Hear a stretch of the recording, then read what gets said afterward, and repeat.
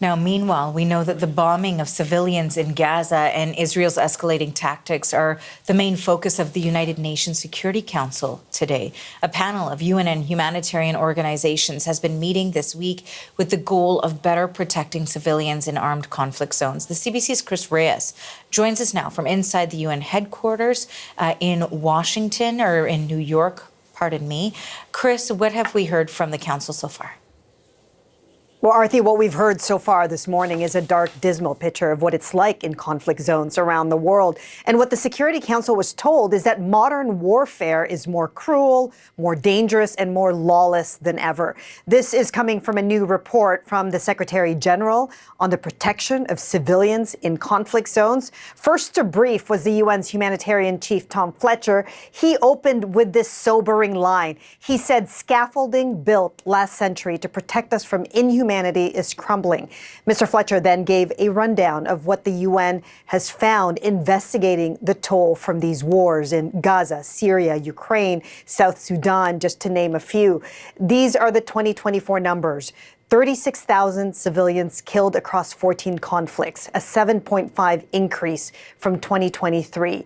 The UN says there is rampant sexual violence, and that is also happening with some 4,500 cases verified last year. 93% of victims were women and girls. Also notable, Arthi, 2024 was the deadliest year for aid workers.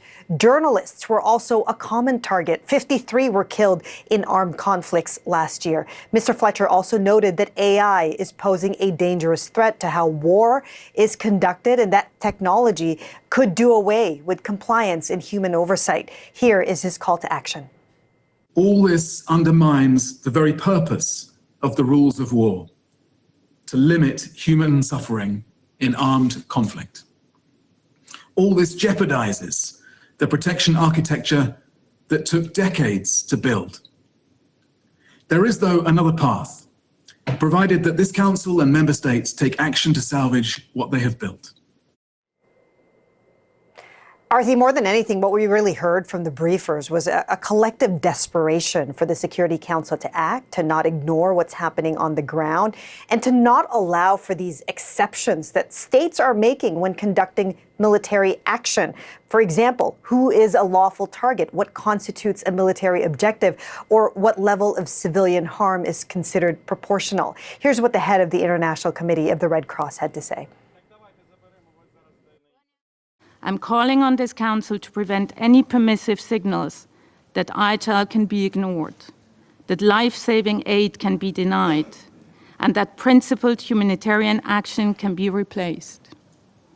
This sets dangerous precedents, especially when conflict is the greatest driver of the very needs that are being ignored as I speak.